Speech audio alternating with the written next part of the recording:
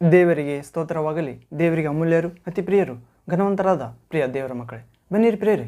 ಎಲ್ಲ ನಾಮಕ್ಕಿಂತಲೂ ಮೇಲಾದ ನಾಮವಾದ, ರಕ್ಷಣೆ ನಾಮವಾದ ಯೇಸು ಕ್ರಿಸ್ತನ ನಾಮದಲ್ಲಿ ನಿಮ್ಮೆಲ್ಲರನ್ನು ದೇವರ ವಾಕ್ಯವನ್ನು ಆಲಿಸಲು ಪ್ರೀತಿಯಿಂದ ಸ್ವಾಗತಿಸಿದ ಪ್ರಿಯರೇ.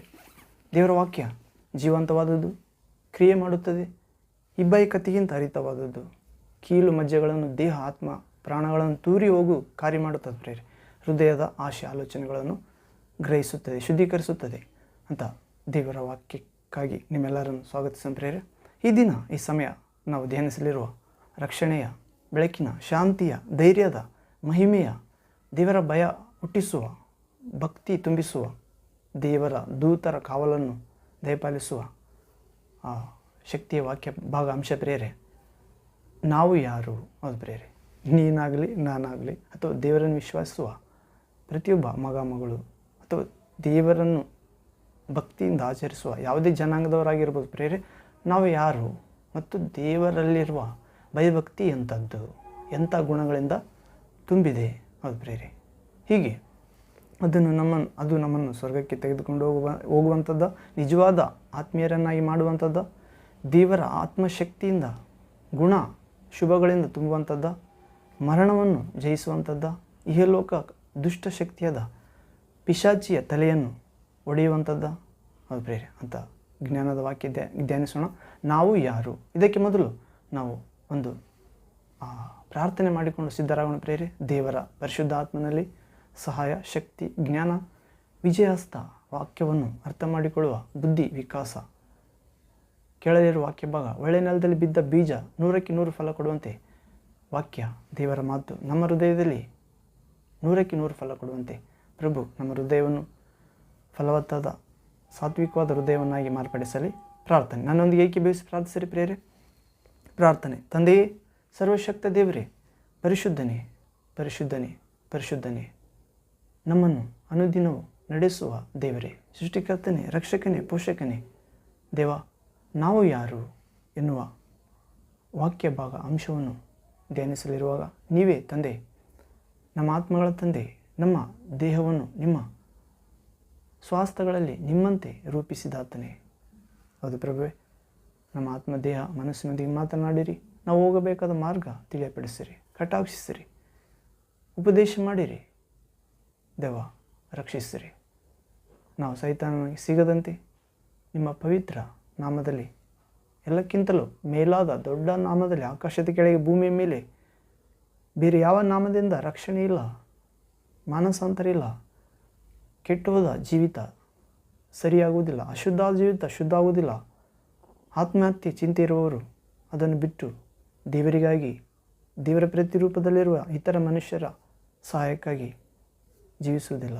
ಯೇಸು ಕ್ರಿಸ್ತ ಎನ್ನುವ ಹೆಸರಿನಿಂದಲೇ ರಕ್ಷಣೆ, ಜೀವೋದ್ಧಾರ, ಬದಲಾವಣೆ, ಬೆಳಕು, ಶಾಂತಿ, ಧೈರ್ಯ. ಹೌದು ಪ್ರಭುವೇ, ಅಂತ ಒಳ್ಳೆಯ ಕೃಪೆಯಿಂದ, ಆಶೀರ್ವಾದಗಳಿಂದ, ಜ್ಞಾನದಿಂದ, ಬಿಡುಗಡೆಯಿಂದ ನಮ್ಮೆಲ್ಲರನ್ನು ತುಂಬಿಸಬೇಕೆಂದು ಈ ವಾಕ್ಯ ಭಾಗದಲ್ಲಿ ಕೇಳುವ ವಾಕ್ಯ ಭಾಗ ನಮ್ಮ ದೇಹ, ಆತ್ಮ, ಪ್ರಾಣ ಅರ್ಥ ಮಾಡಿಕೊಂಡು ಜೀರ್ಣಿಸಿಕೊಳ್ಳುವಂತೆ, ಅದನ್ನು ಅನುದಿನದ ಜೀವಿತದಲ್ಲಿ ಕ್ರಿಯೆಯಲ್ಲಿ ತೋರುವಂತೆ ನಮ್ಮೆಲ್ಲರನ್ನು ಆಶೀರ್ವದಿಸಿರಿ.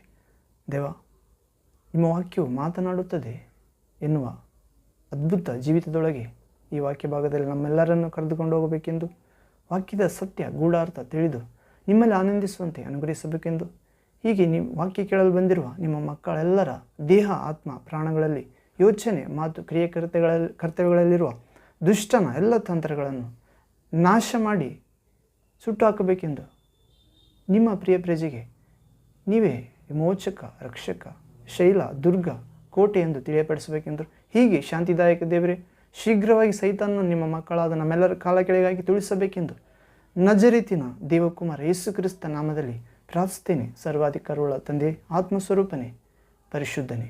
ಆಮೇನ್, amen. Thank you father, thank you Jesus Christ, thank you holy ghost, fire, living water, flow. Amen. ಬನ್ನಿರಿ ಪ್ರಿಯರೇ, ನಾವು ಯಾರು ಎನ್ನುವ ಅಂಶ ಭಾಗವನ್ನು ಧ್ಯಾನಿಸೋಣ. ಕಳೆದ ವಾರದಲ್ಲಿ ನೋಡಿಕೊಂಡು ನೀನು ಯಾರು ಎನ್ನುವ 2 ಅಂಶವನ್ನು ಧ್ಯಾನಿಸ್ಕೊಂಡು, ಈಗ ಅದೇ ಭಾಗದಂತಿರುವ ಇನ್ನೊಂದು ಭಾಗ ಪ್ರಿಯರೇ, ನಾವು ಯಾರು. ಹೌದು, ಇದು ದೇವರಲ್ಲಿ ವಿಶ್ವಾಸ ಇಟ್ಟಿರುವ ಪ್ರತಿಯೊಬ್ಬ ಮಗ ಮಗಳಿಗೆ ಅನ್ವಯಿಸುತ್ತದೆ ಯೇಸು ಕ್ರಿಸ್ತನಲ್ಲಿ ವಿಶ್ವಾಸಿಟ್ಟವರಿಗೆ. ಹೀಗೆ ಈ ವಾಕ್ಯವನ್ನು ಧ್ಯಾನಿಸುವ ಮೊದಲು ನಾವು ಆತ್ಮೀಯ ಗೀತೆಯನ್ನು ಆಡಿಕೊಂಡು ಸಿದ್ಧರಾಗೋಣ ಪ್ರಿಯರೇ. ಹಾಡು ಓ ಯೆಹೋವ ನಡೆಸೀಗ. ಹೌದು ಪ್ರಿಯರೇ, ದೇವರನ್ನು ಕೇಳಿಕೊಳ್ಳುವುದು, ದೇವರೇ ನಮ್ಮನ್ನು ನಡೆಸು ನಿನ್ನ ಪರಿಶುದ್ಧ ಮಾರ್ಗದಳು. ಪ್ರಭು ನಿನ್ನ ಮಾರ್ಗವನ್ನು ನಮಗೆ ತೋರಿಸು ಎಂದು ಭಕ್ತನು ಕೇಳಿಕೊಳ್ಳುತ್ತಿದ್ದಾನೆ ಪ್ರಿಯರೇ. ಕೀರ್ತನೆ ಗ್ರಂಥ 24ನೇ ಅಧ್ಯಾಯದಲ್ಲಿ ನಾವು ಕೂಡ ಈ ಹಾಡಿನಲ್ಲಿ ದೇವರೇ ನಿನ್ನ ಮಾರ್ಗವನ್ನು ತೋರಿಸು, ನಿನ್ನ ಸತ್ಯವನ್ನು ತೋರಿಸು, ನಿಲ್ಲಿಸು ಸತ್ಯದಲ್ಲಿ, ನಿನ್ನ ಜೀವದಿಂದ ತುಂಬಿಸು ಎನ್ನುವಂತೆ ಈ ವಾಕ್ಯ ಭಾಗ ಹಾಡಿನ ಭಾಗದಲ್ಲಿ ಬೇಡಿಕೊಳ್ಳೋಣ ಪ್ರಿಯರೇ. ನನ್ನೊಂದು ಏಕೀಭವಿಸಿ ಹಾಡಿರಿ. ಹಾಡು. ಓ ಯೆಹೋವ ನಡೆಸೀಗ ಜ್ಞಾನಹೀನ ನನ್ನನ್ನು, ನೀನು ಸರ್ವಶಕ್ತ ದೇವ, ನಾನು ಬಲಹೀನನು. ದಿನ ದಿನ ದಿನ ದಿನ ದಿನ ದಿನ ನನ್ನ ತ್ರಾಣವಾಗಿರು ಎಸಪ್ಪ, ನಮ್ಮ ತ್ರಾಣವಾಗಿರು. ಲೋಕಾರಣ್ಯ ದಾಟುವಲ್ಲಿ ಅಗ್ನಿಸ್ತಂಭ ತೋರಿಸು, ಜೀವ ಜಲ ಉರ ಮಾಡಿ ದಾಹವನ್ನು ತೀರಿಸು. ದಿವ್ಯಾಹಾರ ದಿವ್ಯಾಹಾರ ದಿವ್ಯಾಹಾರ ಕೊಟ್ಟು ತೃಪ್ತಿಪಡಿಸು, ಕೊಟ್ಟು ತೃಪ್ತಿಪಡಿಸು ತಂದೆ. ಯೊರ್ದನ್ ನದಿ ತೀರದಲ್ಲಿ ದೇವಧೈರ್ಯ ಹುಟ್ಟಿಸು, ಕಾನಾನ್ ಕಡೆ ಸುಖವಾಗಿ, ಪರಲೋಕದ ಕಡೆ ಸುಖವಾಗಿ ಸೇರ ಮಾಡಿ ರಕ್ಷಿಸು ಕ್ರಿಸ್ತನೇ. ಯುಗ ಯುಗ ಯುಗ ಯುಗ ಯುಗ ಯುಗ ಸ್ತೋತ್ರವರ್ಪಿಸುವೆನು, ಒಡೆಯನೇ ಸ್ತೋತ್ರವರ್ಪಿಸುವೆವು. Hallelujah. Thank you Jesus, father, holy spirit. ಹೌದು ಪ್ರಿಯರೇ, ನಾವು ನೋಡ್ತೇವೆ, ಓ ಯೆಹೋವ ನಮ್ಮನ್ನೀಗ ನಡೆಸು, ನೀನು ಸರ್ವಶಕ್ತ ದೇವ. ಹೌದು ಪ್ರಿಯರೇ, ದೇವರೇ ಸರ್ವಶಕ್ತನು. ಆತನನ್ನು ಆಶ್ರಯಿಸಿಕೊಂಡು ಅನ್ಯದಿನದ ಜೀವಿತದಲ್ಲಿ ಯೋಚನೆ, ಮಾತು, ಕ್ರಿಯೆ, ಕರ್ತವ್ಯಗಳಲ್ಲಿ ದೇವರ ಆತ್ಮನ ಮಾರ್ಗದರ್ಶನ, ಆತ್ಮಸ್ವರೂಪವಾದ ದೇವರ ಮಾರ್ಗದರ್ಶನ ಬೇಡಬೇಕಾಗಿದೆ ಪ್ರಿಯರೇ. ದೇವರೇ ನಿನ್ನ ಜ್ಞಾನದಿಂದ, ಆತ್ಮಜ್ಞಾನದಿಂದ ನನ್ನನ್ನು ನಡೆಸು, ಪರಿಶುದ್ಧಾತ್ಮನ ಜ್ಞಾನದಿಂದ ನಡೆಸು. ನೀನು ಸರ್ವಶಕ್ತ ದೇವ, ನಿನ್ನ ಪರಿಶುದ್ಧಾತ್ಮನ ಶಕ್ತಿಯಿಂದ ನನ್ನನ್ನು ತುಂಬು. ದಿನ ದಿನ ನನ್ನ ತ್ರಾಣವಾಗಿರು, ಅಂದರೆ ನನ್ನ ಒಳಗಿನ ಶಕ್ತಿಯಾಗಿರು, ಅಂತರಂಗದ ಶಕ್ತಿ. ಹೌದು ಪ್ರಿಯರೇ, ಆತ್ಮದ ಶಕ್ತಿ, ದೇಹ ಶಕ್ತಿ. ಹೀಗೆ ಲೋಕಾರಣ್ಯ ದಾಟುವಲ್ಲಿ ಅಗ್ನಿಸ್ತಂಭ ತೋರಿಸು. ಹೌದು ಪ್ರಿಯರೇ, ಯೇಸು ಬರುವಾಗ ನಮ್ಮಲ್ಲಿ ವಿಶ್ವಾಸ ಇರುವುದನ್ನು ಪ್ರಭು ಕಾಣುವಂತೆ ನಾವು ಈ ಲೋಕ ಎಂಬ ಅರಣ್ಯದಲ್ಲಿ ದಾಟುವಾಗ ಅಗ್ನಿಯಂತಿರುವ ವಿಶ್ವಾಸದೊಂದಿಗೆ ನಾವು ಚಲಿಸಬೇಕಾಗಿದೆ, ದಾಟಬೇಕಾಗಿದೆ. ಈ ಲೋಕ ಎಂಬುದು ಅರಣ್ಯ, ಪರಲೋಕದಕ್ಕೆ ಸೇರಬೇಕಾಗಿದೆ ದೇವರ ಆತ್ಮನ ಅಗ್ನಿಯಿಂದ, ವಾಕ್ಯ ಎಂಬ ಬೆಂಕಿಯಿಂದ. ಮಾತು, ದೇವರ ಮಾತು ಬೆಂಕಿಗೆ ಸಮಾನ. ಹೀಗೆ ಜೀವಜಲ ಊರ ಮಾಡಿ ದಾಹವನ್ನು ತೀರಿಸು. ದೇವರ ಆತ್ಮ, ದೇವರ ವಾಕ್ಯ ಜೀವಜಲಕ್ಕೂ ಸೂಚನೆ ಆಗಿದೆ ಪ್ರಿಯರೇ. ಯಾವಾಗ ನಾವು ದೇವರೇ ನಮ್ಮನ್ನು ನಡೆಸು, ಜ್ಞಾನಹೀನ ನನ್ನನ್ನು ನಡೆಸು, ನೀನು ಸರ್ವಶಕ್ತ ದೇವ, ನನ್ನ ತ್ರಾಣವಾಗಿರು ಎಂದು ಬೇಡಿಕೊಂಡಾಗ ದೇವರು ತನ್ನ ಅಗ್ನಿಯ ಆತ್ಮವನ್ನು ದಯಪಾಲಿಸುತ್ತಾನೆ ಮತ್ತು ಈ ಲೋಕ ಪಾಪದ ಆಶೆಗಳನ್ನು ತೀರಿಸುವ ತನ್ನ ದಾಹ ತೀರುವ ಜೀವಜಲವನ್ನು ಕುಡಿಸುತ್ತಾನೆ ಪ್ರಿಯರೇ. ಮತ್ತೆಂದಿಗೂ ಪಾಪಕ್ಕೆ ದಾಹಗೊಳ್ಳದಂತೆ ಮತ್ತು ದಿವ್ಯ ಆಹಾರ ಕೊಟ್ಟು ತೃಪ್ತಿಪಡಿಸುತ್ತಾನೆ. ದೇವರ ವಾಕ್ಯವೇ ನಮಗೆ ನಿಜವಾದ ಆಹಾರ, ಯೇಸುವಿನ ದೇಹ ನಿಜವಾದ ಆಹಾರ, ಯೇಸು ರಕ್ತ ನಿಜವಾದ ಪಾನ, ವಾಕ್ಯವೇ ಶರೀರ ಆಗಿ ಬಂದಿದೆ ಪ್ರಿಯರೇ. ನಾವು ಯಾವಾಗ ವಾಕ್ಯ ಪ್ರಕಾರ ಜೀವಿಸುತ್ತೇವೋ ಆ ಶರೀರವನ್ನು ತಿಂದಂತೆಯೇ ನಾವು ಪ್ರವಾದಿ ಗ್ರಂಥದಲ್ಲಿ ನೋಡುತ್ತೇವೆ. ಯೆರೆಮೀಯನ ಪುಸ್ತಕದಲ್ಲಿ ದೇವರು ಆತನಿಗೆ ಒಂದು ಪತ್ರ ಕೊಟ್ಟನಂತ ಪ್ರಿಯರೇ, ಅಂದರೆ ಬರೆದದ್ದು. ಆ ಪುಸ್ತಕ, ಆ ಪೇಪರ್ ತಿನ್ನಲು ಬಾಯಲ್ಲಿ ಕಹಿಯಾಗಿತ್ತು, ಆದರೆ ಹೊಟ್ಟೆಯಲ್ಲಿ ಹೋದ ನಂತರ ಸಿಹಿಯಾಗಿ ಮಾರ್ಪಡಿತ್ತು. ಹೌದು ಪ್ರಿಯರೇ, ಹಾಗೆ ದೇವರ ವಾಕ್ಯ ದಿವ್ಯ ಆಹಾರವಾಗಿದೆ ಪ್ರಿಯರೇ. ವಾಕ್ಯ ಪ್ರಕಾರ ನಡೆಯುವಾಗ ಸ್ವಲ್ಪ ಕಷ್ಟ ಆದರೂ ಕೂಡ ವಾಕ್ಯ ನೆರವೇರಿಸಿದ ನಂತರ ಅದು ನೀತಿಯನ್ನು, ಶಾಂತಿಯನ್ನು, ಕರುಣೆಯನ್ನು, ದೇವರ ಆತ್ಮನ ವರ, ಫಲ, ಆಯುಧಗಳನ್ನು ಲೋಕದ ಮೇಲೆ, ಶರೀರದ ಮೇಲೆ, ಭಯದ ಮೇಲೆ, ಮರಣದ ಮೇಲೆ, ಸೈತಾನ ಮೇಲೆ ಜಯ ನೀಡುತ್ತದೆ ಪ್ರಿಯರೇ. ಹೌದು, ಯಾವಾಗ ನಾವು ದೇವರೇ ನಮ್ಮನ್ನು ನಡೆಸು, ನೀನು ಸರ್ವಶಕ್ತಿ ದೇವ, ನಾನು ಜ್ಞಾನಹೀನ, ನೀನು ಬಲಿಷ್ಠ, ನನ್ನ ತ್ರಾಣವಾಗಿರು ಎಂದು ಬೇಡಿಕೊಂಡಾಗ ಪ್ರಿಯರೇ, ಹೀಗೆ ಯೋರ್ದನ್ ನದಿ ತೀರದಲ್ಲಿ ದೇವ ಧೈರ್ಯ ಹುಟ್ಟಿಸು. ಇಸ್ರಾಯೇಲರು ದೇವರ ಮಂಜೂಷ ಪೆಟ್ಟಿಗೆಯನ್ನು, ಆ ಮಂಜೂಷ ಪೆಟ್ಟಿಗೆಯಲ್ಲಿ 10 ಆಜ್ಞೆಗಳು, ಆರೋನನ ಚಿಗುರಿದ ಕೋಲು ಹಾಗೂ ದೇವದೂತರು ತಿನ್ನುವ ಭೋಜನ ಮನ್ನಾ ಅದರಲ್ಲಿ ಇಟ್ಟಾಗ ಅದನ್ನು ತೆಗೆದುಕೊಂಡು ಹೋಗುವಾಗ ಯೋರ್ದನ್ ನದಿ ತುಂಬಿ ತುಳುಕಿ ಹರಿಯುತ್ತಿರುತ್ತದೆ. ಅದರಲ್ಲಿ ಕಾಲಿಟ್ಟರೆ ರಭಸಕ್ಕೆ ಹೊಡೆದುಕೊಂಡು ಹೋಗುವಂತೆ ಆ ನದಿ ತೀರದಲ್ಲಿ ಧೈರ್ಯ ಹುಟ್ಟಿಸು ಎಂದು ಪ್ರಾರ್ಥನೆ ಮಾಡಿದಾಗ ಆ ನದಿ ನೀರು ಎಲ್ಲ ಕಡಿಮೆ ಆಯಿತು ಪ್ರೇರೆ. ನಡೆದು ಹೋಗುವಂತೆ ಆ ನೀರೆಲ್ಲ ಹರಿದು ನಿಂತ್ಕೊಂಡಿತ್ತು. ಯಾವಾಗ ದೇವರೇ ನಮ್ಮನ್ನು ನಡೆಸಿ ಈಗ ನಿನ್ನ ಮಹಿಮೆಗೆ ಉದಾಹರಣೆಯಾಗಿರುವ ಮಂಜೂಷವನ್ನು ತೆಗೆದುಕೊಂಡು ಹೋಗುತ್ತಿದ್ದೇವೆ. ಹೌದು, ದೇವರು ಕೂಡ ಮಂಜೂಷದ ಮೇಲುಗಡೆಯಲ್ಲಿ ನಾನು ಪ್ರತ್ಯಕ್ಷ ಆಗುತ್ತೇನೆ ಎಂದು ಮಾತು ಕೊಟ್ಟಿರುತ್ತಾನೆ. ಹೌದು, ಮೋಶೆಗೆ. ಹೀಗೆ ಯೋರ್ದನ್ ನದಿ ತೀರದಲ್ಲಿ ದೇವರು ಧೈರ್ಯ ಹುಟ್ಟಿಸಿದ ಪ್ರೇರೆ. ನಾವು ಕೂಡ ದೇವರ ವಾಕ್ಯ ಎಂಬ ಮತ್ತು ದೇವರ ಆತ್ಮ ಎಂಬ ಪ್ರೇರೆ ವಿಧೇಯತೆ ಎಂಬ ಜೀವಿತವನ್ನು ನಡೆಸುವಾಗ ದೇವರ ವಾಕ್ಯ, ದೇವರ ನಾಮ, ದೇವರ ಆತ್ಮ ನಮ್ಮಲ್ಲಿರುವಾಗ ನಾವು ಮಂಜೂಷ ಪೆಟ್ಟಿಗೆದಂತೆ ಪ್ರೇರೆ ಎಂಥ ನದಿ ತೀರದ ಹೊಳೆಯಂತೆ ನೀರು ಹರಿದು ಬಂದರೂ ಕೂಡ ದೇವರು ತಣ್ಣಗೆ ಮಾಡುತ್ತಾನೆ, ಅವುಗಳನ್ನು ನಿಲ್ಲಿಸುತ್ತಾನೆ, ಧೈರ್ಯ ಹುಟ್ಟಿಸುತ್ತಾನೆ. ಕಾನಾನ್ ಕಡೆ, ಪರಲೋಕ ಎಂಬ ನಿಜವಾದ ಶಾಶ್ವತ ಕಾನಾನ್ ಕಡೆಗೆ, ಸ್ವರ್ಗದ ಕಡೆಗೆ ಸೇರ ಮಾಡಿಸಿ ರಕ್ಷಿಸುತ್ತಾನೆ ಮತ್ತು ಯುಗ ಯುಗ ಸ್ತೋತ್ರ ಅರ್ಪಿಸುವಂತೆ ಮಾಡುತ್ತಾನೆ ತನ್ನ ನಿತ್ಯ ರಾಜ್ಯದಲ್ಲಿ. ತಂದೆ ಯೇಸು ಕ್ರಿಸ್ತ ಅಮರ ದೇವರು. ಹೌದು, ಹೀಗೆ ನಾವು ದೇವರನ್ನು ಆಶ್ರಯಿಸಿಕೊಳ್ಳೋಣ ಪ್ರೇರೆ. ಆತನು ಸತ್ಯ ದೇವರು, ನಿತ್ಯ ಜೀವವಾಗಿದ್ದಾನೆ ಮತ್ತು ಜಯ ನೀಡುವ ರಕ್ತ ಸುರಿಸಿ ನಮ್ಮನ್ನು ಕೊಂಡುಕೊಂಡಿದ್ದಾನೆ.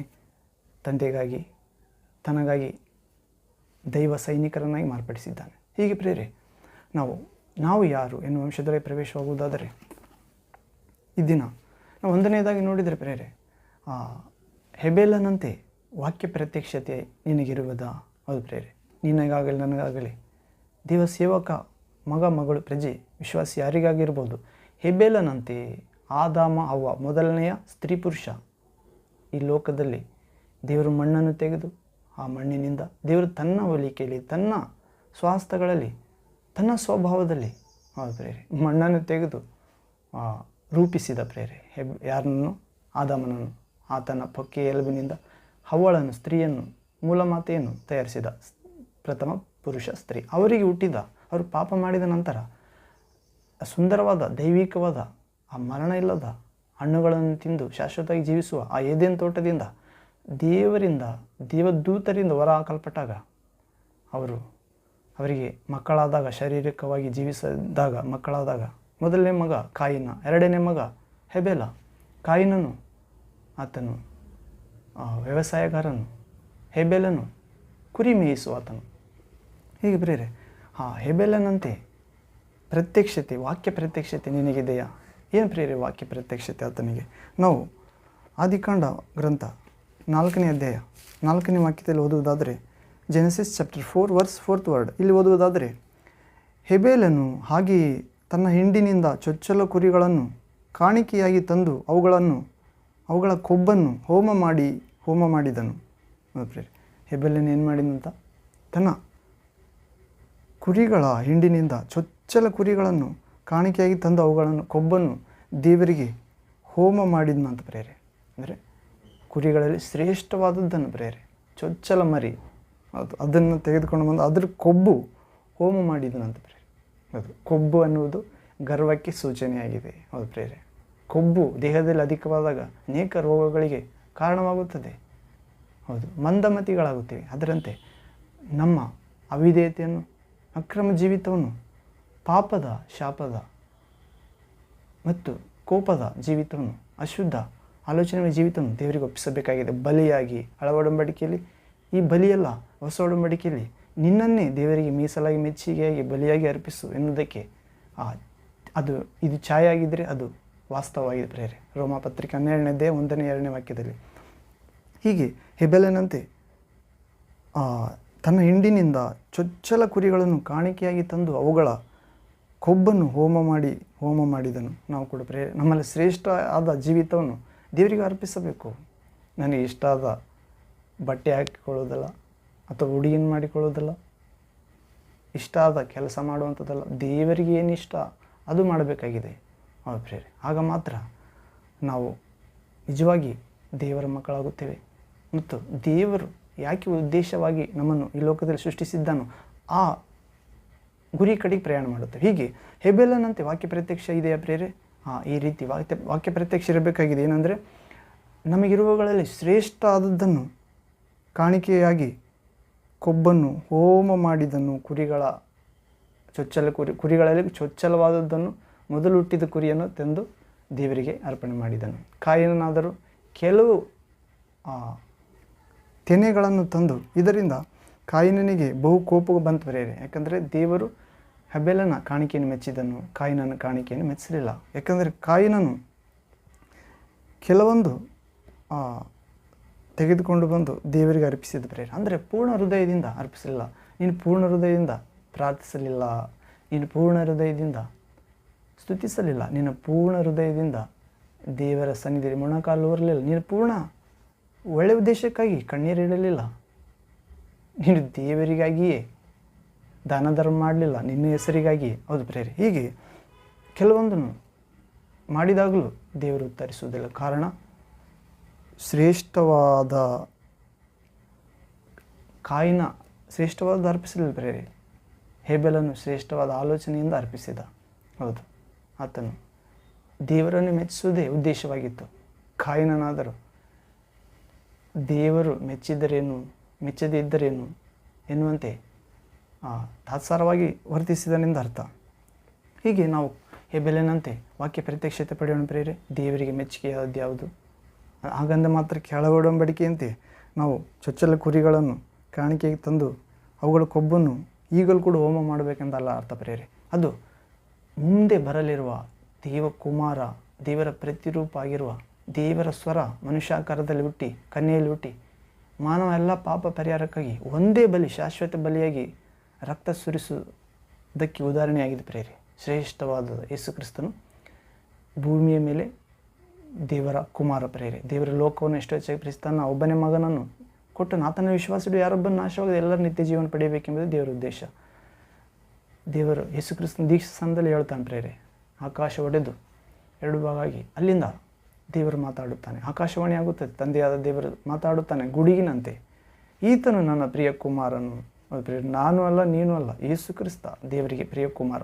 ಯೇಸುವನ್ನು ನಾವು ಪ್ರೀತಿಸುವುದಾದರೆ ಎಲ್ಲಕ್ಕಿಂತ ಹೆಚ್ಚಾಗಿ ನಾವು ಕೂಡ ದೇವರಿಗೆ ಪ್ರಿಯರಾಗುತ್ತೇವೆ ಯೇಸು ಕ್ರಿಸ್ತನ ಮುಖಾಂತರ. ಆತನು ಹೇಳಿದಂತೆ, ಈತನಲ್ಲಿ ನನ್ನ ಆತ್ಮ ಇಟ್ಟಿದ್ದೇನೆ, ಈತನ ಮಾತಾಗಿ ಕಿವಿಗೊಡಿರಿ. ಹೌದು ಪ್ರೇರೆ, ಆತನು ಬೆಳಕಾಗಿದ್ದಾನೆ, ದೇವರ ಪ್ರತಿರೂಪ. ಹೀಗೆ ನಾವು ಹೇಬೆಲನಂತೆ ವಾಕ್ಯ ಪ್ರತ್ಯಕ್ಷತೆ ಪಡೆಯಬೇಕಾಗಿದೆ ಪ್ರೇರೆ. ಆಗ ಮಾತ್ರ ದೇವರಿಗೆ ಯಾವುದು ಶ್ರೇಷ್ಠವಾದೆಂದು ನಾವು ಕಂಡುಹಿಡಿಯುತ್ತೇವೆ.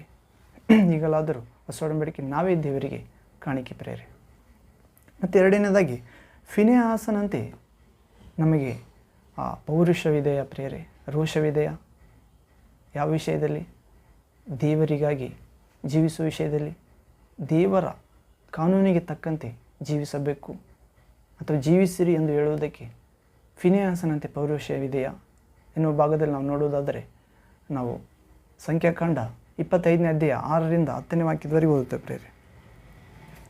Numbers chapter 25 6th 10th word. Hallelujah, hallelujah, thank you Jesus. ಇಲ್ಲಿ ಓದುವುದಾದ ಪ್ರೇರೆ ಸಂಖ್ಯಾಕಾಂಡ 25ನೇ ಅಧ್ಯಾಯ 6ರಿಂದ 10ನೇ ವಾಕ್ಯದವರೆಗೆ ನೋಡಿಕೊಳ್ಳೋಣ. ಇಸ್ರಾಯೇಲ್ಯರ ವರ್ಗ ಸಮೂಹದವರು ದೇವದರ್ಶನದ ಗುಡಾರದ ಬಾಗಿಲಿನ ಹತ್ತಿರ ಅಳುತ್ತಿರುವಾಗ ಇಸ್ರಾಯೇಲ್ಯನಾದ ಒಬ್ಬ ಮನುಷ್ಯನು ಮೋಶೆಗೂ ಸರ್ವ ಸಮೂಹದವರಿಗೂ ಎದುರಾಗಿಯೇ ಒಬ್ಬ ಮಿದ್ಯಾನ್ ಸ್ತ್ರೀಯನ್ನು ತನ್ನ ಕುಲದವರ ಬಳಿಗೆ ಕರ್ಕೊಂಡು ಬರುವುದನ್ನು ಕಂಡರು.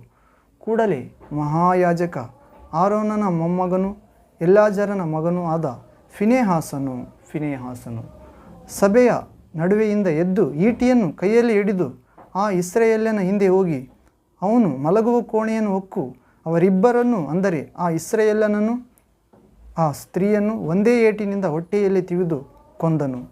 ಆಗ ಇಸ್ರಾಯೇಲಿಗೆ ಉಂಟಾಗಿದ್ದ ವ್ಯಾಧಿ ನಿಂತು ಹೋಯಿತು. ಆ ವ್ಯಾಧಿಯಿಂದ 24,000 ಮಂದಿ ಸತ್ತರು.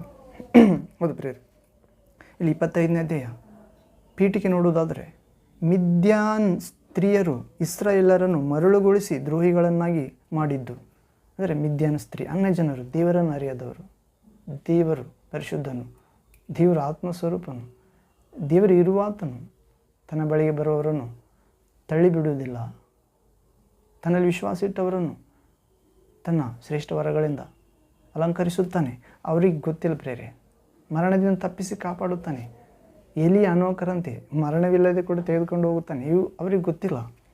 ಇಂದಿಗೂ ನಿಜವಾದ ಸಭೆಯು ಕೂಡ ಗೊತ್ತಿಲ್ಲ ಪ್ರೇರೆ. ಆದರೂ ಕೂಡ ಮಿದ್ಯಾನ್ ಸ್ತ್ರೀಯರು ಇಸ್ರಾಯೇಲರನ್ನು ಅಂದು ಅನ್ಯಜನರು, ಇಸ್ರಾಯೇಲ್ ದೇವಜನರನ್ನು, ದೇವರಿಗೆ ಸ್ವಂತ ಮೀಸಲಾದ ಪವಿತ್ರಗೊಳಿಸಿದ ಆ ಪ್ರಜೆಯನ್ನು ದ್ರೋಹಿಗಳನ್ನಾಗಿ ಮಾಡುತ್ತಾರೆ ಪ್ರೇರೆ. ಆದ್ದರಿಂದ ನಾವು 25ನೇ ಅಧ್ಯಾಯ 1ನೇ ವಾಕ್ಯದಿಂದ 5ರವರೆಗೆ ಓದಿಕೊಳ್ಳೋಣ ಪ್ರೇರೆ.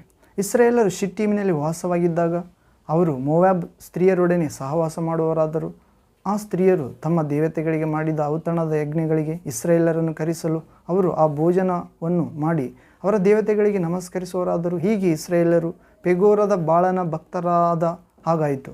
ಆದುದರಿಂದ ಅವರ ಮೇಲೆ ಯೆಹೋವನಾದ ದೇವರು ಕೋಪಗೊಂಡು ಮೋಶೆಗೆ, ನೀನು ಜನರ ಮುಖಂಡರೆಲ್ಲರನ್ನು ಹಿಡಿಸಿ ಅವರಿಗೆ ಯೆಹೋವನಿಗೋಸ್ಕರ ಬಹಿರಂಗವಾಗಿ ಮರಣದಂಡನೆಯನ್ನು ಮಾಡಿಸಬೇಕು. ಹೀಗೆ ಯೆಹೋವನ ಕೋಪಾಗ್ನಿಯನ್ನು ಇಸ್ರಾಯೇಲರಿಂದ ತೊಲಗಿಸಬೇಕು ಎಂದು ಹೇಳಿದನು. ಆದ ಕಾರಣ ಮೋಶೆ ಇಸ್ರಾಯೇಲರ ನ್ಯಾಯಾಧಿಪತಿಗಳಿಗೆ, ನಿಮ್ಮಲ್ಲಿ ಪ್ರತಿಯೊಬ್ಬನು ಪೆಗೋರದ ಬಾಳನಿಗೆ ಸೇರಿಕೊಂಡ ತನ್ನ ವಶದಲ್ಲಿರುವವರಿಗೆ ಪ್ರಾಣ ಶಿಕ್ಷೆಯನ್ನು ನಡೆಸಬೇಕೆಂದು ಆಜ್ಞಾಪಿಸಿದನು. ಹೌದು, ಆಗ ನಾವು ನೋಡ್ತೇವೆ ಅವ್ರ ಹೀಗೆ ಮಾತಾಡುತ್ತಿರುವಲ್ಲಿ ಒಬ್ಬ ಇಸ್ರಾಯೇಲನು ಮಿದ್ಯಾನ್ ಸ್ತ್ರೀಯನ್ನು ಅವ್ರ ಮುಂದೆ ತೆಗೆದುಕೊಂಡು ಹೋಗುತ್ತಾನೆ ಪಾಪ ಮಾಡುವುದಕ್ಕೆ ತನ್ನ ಕೋಣೆಗೆ. ಆಗ ಯಾರು? ಫಿನೆಹಾಸನು ಪ್ರೇರೆ, ಪೌರುಷವಿರುವ ಫಿನೆಹಾಸನು.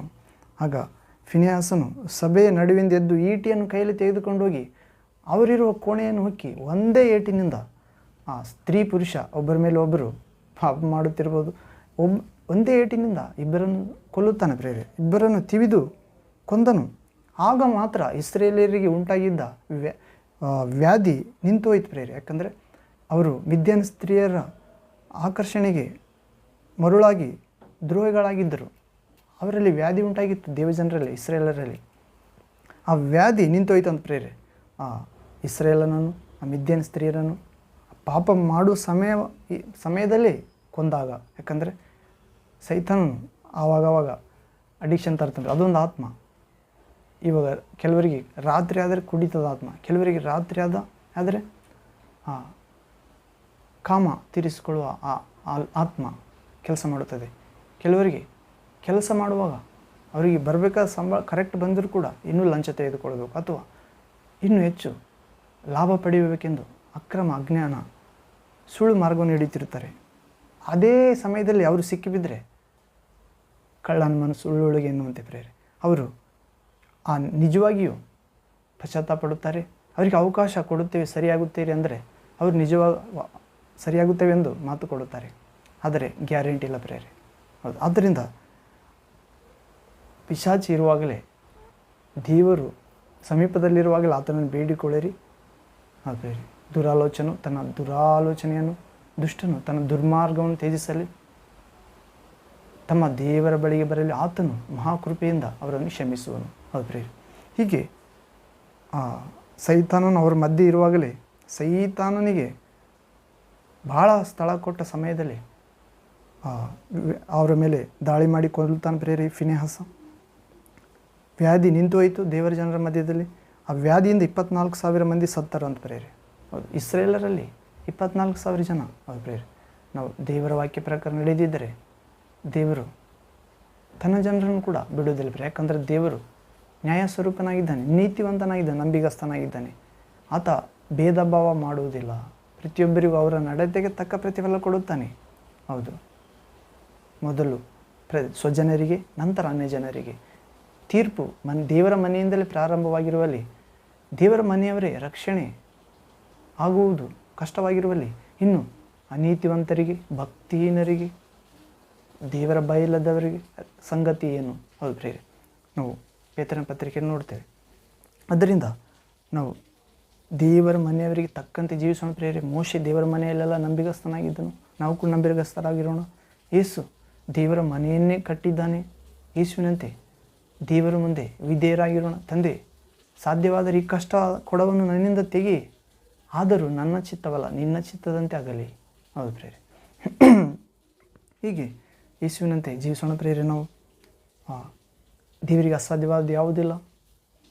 ಯೇಸುವನ್ನು ಲೋಕಕ್ಕೆ ಕಳುಹಿಸಿ ಎಲ್ಲದರ ಮೇಲೆ ಅಧಿಕಾರ ಕೊಟ್ಟಂತೆ ಯೇಸು ಕೂಡ ತಂದೆ ನನ್ನನ್ನು ಕಳಿಸಿದಂತೆ ನಾನು ನಿಮ್ಮನ್ನು ಕಳಿಸಿಕೊಡುತ್ತೇನೆ, ನೀವು ಲೋಕಕ್ಕೆ ಹೋಗಬೇಕೆಂತಲೂ ಫಲ ಕೊಡುವರಾಗಬೇಕೆಂತ, ಆ ಫಲ ಶಾಶ್ವತ ನಿಲ್ಲಬೇಕೆಂತಲೂ. ಹೌದು ಪ್ರಿಯರೇ, ಅಂತ ಶಾಶ್ವತ ಫಲಕ್ಕಾಗಿ ಭೂಮಿಗೆ ಉಪ್ಪು, ಲೋಕಕ್ಕೆ ಬೆಳಕಾಗಿ ಇರುವುದಕ್ಕಾಗಿ ಪ್ರಭು ನಮ್ಮನ್ನು ಕರೆದಿದ್ದಾನೆ. ಹೌದು, ಅನೇಕರನ್ನು ಕರೆಯುತ್ತಿದ್ದಾನೆ. ಸುವಾರ್ತೆಯ ಮೂಲಕ ಯೇಸುವಿನ ಜನನ, ಬೋಧನೆ, ಸಾಧನೆ, ಯಾತನೆ, ಮರಣ, ಪುನರುತ್ಥಾನ, ಸ್ವರ್ಗಾರೋಹಣ, ಪುನರಾಗಮಿಸುತ್ತಿದ್ದಾನೆ ಪ್ರೇರೆ. ಯೂದ ಗೋತ್ರದ ಸಿಂಹವಂತೆ. ಹೌದ್ರಿ, ಆಗ ಸುಳ್ಳು ಸಿಂಹ ಸೈತಾನ ನರಕಕ್ಕೆ ಪಲಾಯನ ಮಾಡುತ್ತಾನೆ.